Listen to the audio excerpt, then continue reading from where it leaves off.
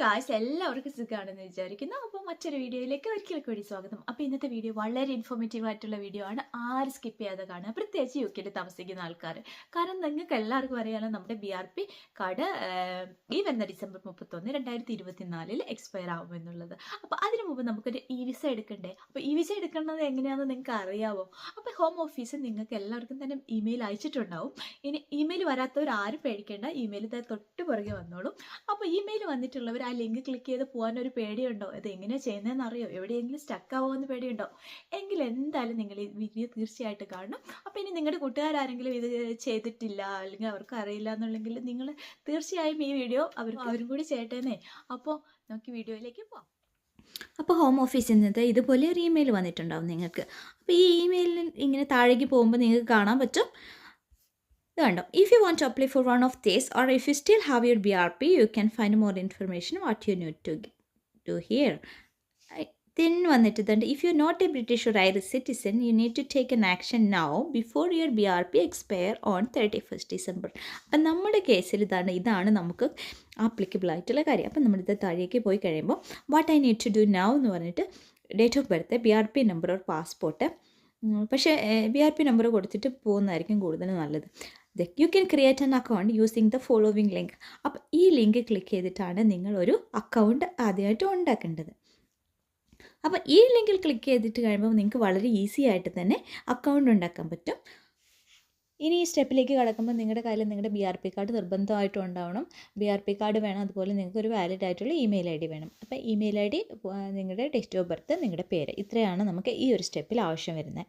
അപ്പം നമ്മൾ start now കൊടുക്കുന്നു. സ്റ്റാർട്ട് നൗ കൊടുക്കുമ്പോൾ ആദ്യത്തെ ക്വസ്റ്റ്യൻ ആണ്, നിങ്ങൾക്ക് എപ്പോഴെങ്കിലും ഒരു BRP കാർഡ് ഉണ്ടായിരുന്നോ, ഇത് നിങ്ങൾക്ക് ഇപ്പോഴും ഉണ്ടോ, അത് നിങ്ങൾക്ക് ഇപ്പം വാലിഡ് ആണോ എന്നുള്ള 3 ക്വസ്റ്റ്യൻസ് ആണ് അവിടെ ചോദിക്കുന്നത്. എന്നിട്ട് നമ്മളൊരു അക്കൗണ്ട് ക്രിയേറ്റ് ചെയ്യണം. അപ്പോൾ നമ്മളോട് ചോദിക്കും ഈ അക്കൗണ്ട് നമുക്ക് തന്നെ വേണ്ടിയിട്ടാണോ അതോ മറ്റ് ആർക്കെങ്കിലും വേണ്ടിയാണോ എന്ന്, അതായത് നിങ്ങളുടെ പാർട്ട്ണറിനോ അല്ലെങ്കിൽ നിങ്ങളുടെ കിഡ്സിനോ വേണ്ടിയുള്ളതാണോ എന്നാണ് ആ ക്വസ്റ്റ്യൻ. അപ്പോൾ അത് കഴിഞ്ഞിട്ട് അത് ആർക്കാണ് ആക്സസ് ചെയ്യാൻ പറ്റുന്നതെന്നൊരു ഓപ്ഷനും കൂടി അടുത്തത് വരുന്നുണ്ട്. അതിൽ 2-3 ഓപ്ഷൻസൊക്കെ അവർ കൊടുത്തിട്ടുണ്ട്. അത് നിങ്ങളുടെ ചോയ്സ് പോലെ ഫില്ല് ചെയ്യാം. അങ്ങനെ നിങ്ങൾ ഇവിടെ ഒരു അക്കൗണ്ട്,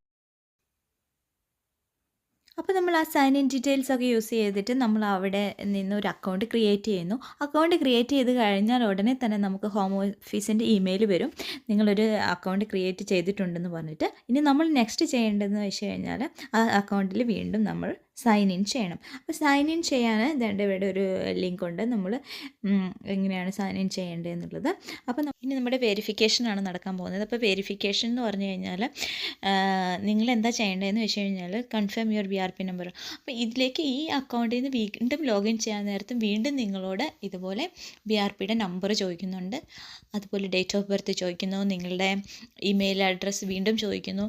അപ്പോൾ ഈ റിപ്പീറ്റഡ് ക്വസ്റ്റ്യൻസ് നിങ്ങൾക്ക് 2-3 പ്രാവശ്യം ത്രൂ ഔട്ട് ദി പ്രോസസ്സിങ്ങിൽ നിങ്ങൾക്ക് കാണാൻ പറ്റും. അപ്പോൾ ഈ ക്വസ്റ്റ്യൻസ് വീണ്ടും വീണ്ടും ചോദിക്കും. അത് കഴിഞ്ഞിട്ട് നിങ്ങൾ ഈ ഒരു സ്റ്റേജിൽ എത്തിക്കഴിയുമ്പം ഐഡൻറ്റിഫൈ ആൻഡ് കോൺടാക്റ്റ് എന്നുള്ള ഇതിൽ വന്നു കഴിയുമ്പോഴാണ് നിങ്ങളോട് വീണ്ടും അപ്പം നിങ്ങൾ ചെയ്യേണ്ട കാര്യം എന്ന് വെച്ച് കഴിഞ്ഞാൽ ID സബ്മിഷനാണ്. അപ്പം ഒരു ഐഫോൺ ഏതാണ് നിങ്ങളുടെ കയ്യിലുള്ളതെന്ന് അവർ ക്വസ്റ്റ്യൻ ഉണ്ട്. 6 or below ഓർ അല്ലെങ്കിൽ 7 or above ആണോ എന്ന് ചോദിക്കുന്നുണ്ട്. അപ്പം അത് ക്ലിക്ക് ചെയ്യുക, ഏതാണ് നിങ്ങളുടെ കയ്യിലുള്ളതെന്ന് വെച്ച് കഴിഞ്ഞാൽ. അത് കഴിഞ്ഞിട്ട് നെക്സ്റ്റ് നിങ്ങൾ ചെയ്യേണ്ട കാര്യം എന്ന് വെച്ച് കഴിഞ്ഞാൽ നിങ്ങളുടെ BRPൻ്റെ ഫ്രണ്ട് അവർ പ്രോപ്പർ ഗൈഡൻസ് തരും. അതായത് ഫ്രണ്ട് സൈഡിൽ ഒരു ഫോട്ടോ എടുക്കാൻ പറയുന്നുണ്ട്, ബാക്ക് സൈഡിൽ ഒരു ഫോട്ടോ എടുക്കാൻ പറയുന്നുണ്ട്. അത് 2 ഫോട്ടോ, ഫ്രണ്ടിലെ ബാക്കിലെ ഫോട്ടോ എടുത്തു കഴിഞ്ഞാൽ പിന്നെ ഉള്ളത് ചിപ്പ് സ്കാനിങ് ആണ്. ഇത് ചിപ്പ് സ്കാനിങ് ആണ് കുറച്ച് ട്രിക്കി ആയിട്ടുള്ള കാര്യം. ട്രിക്കി അല്ല, ആക്ച്വലി അത് ഈസിയാണ്. ആർക്കെങ്കിലും കൺഫ്യൂഷൻ ഉണ്ടെങ്കിൽ അതെങ്ങനെയാണെന്ന് ഞാൻ കാണിച്ചു തരാം. അതായത് ഇതിപ്പോൾ ഞാൻ ജസ്റ്റ് നിങ്ങളെ BRP ആണെന്ന് വിചാരിക്കുക. ഇതിപ്പോൾ BRP വന്നിട്ട് ഇത് നിങ്ങളുടെ ഫോട്ടോ വരുന്ന സ്ഥലം, ഇത് ജസ്റ്റ് ഇവിടെ ആയിരിക്കും ചിപ്പ്, ജസ്റ്റ് ഫോട്ടോയുടെ മുകളിൽ ചിപ്പ് ആണെങ്കിൽ നിങ്ങൾ ചെയ്യേണ്ട കാര്യം എന്ന് വെച്ച് കഴിഞ്ഞാൽ അവർ പറയുന്ന സമയത്ത് ഇതുപോലെ നേരെ ഐഫോൺ അതിൻ്റെ മുകളിൽ വെക്കുക.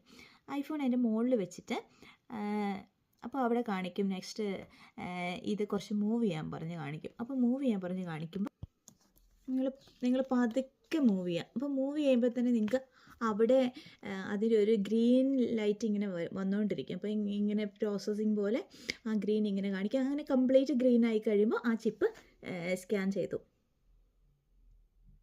അപ്പോൾ ഇതാണ്ടേ നമ്മുടെ ഏകദേശം കഴിയാനായി. അപ്പോൾ നമ്മുടെ ഈ വിസ നമ്മുടെ ഇവിടുത്തെ എന്താ പറയുക ഈ ചിപ്പ് സ്കാൻ ചെയ്ത് കഴിഞ്ഞ് കഴിഞ്ഞാൽ നെക്സ്റ്റ് സ്റ്റെപ്പ് എന്ന് പറഞ്ഞു കഴിഞ്ഞാൽ ഫോട്ടോ എന്ന് പറഞ്ഞു കഴിഞ്ഞാൽ നമ്മുടെ ആധാർ കാർഡിലെ പോലെ അയൽക്കൊല്ലത്ത് ഫോട്ടോ തന്നെ കറക്റ്റായിട്ട് പറഞ്ഞു കഴിഞ്ഞാൽ. അല്ലെങ്കിൽ എനിക്ക് നല്ല ഫോട്ടോ ഒക്കെ പോസ്റ്റ് ചെയ്തെടുക്കണമെങ്കിൽ എടുത്തു കേട്ടോ, എത്ര വേണമെങ്കിലും റേറ്റ് ആക്കി എടുക്കുക, കുഴപ്പമൊന്നുമില്ല. അപ്പോൾ 2 ഫോട്ടോ ആണ് അവിടെ വരുന്നത്. ആ 2 ഫോട്ടോ ഓപ്ഷൻസ് കഴിഞ്ഞ് കഴിഞ്ഞാൽ ഡിക്ലറേഷൻ ആണ്, സബ്മിഷൻ.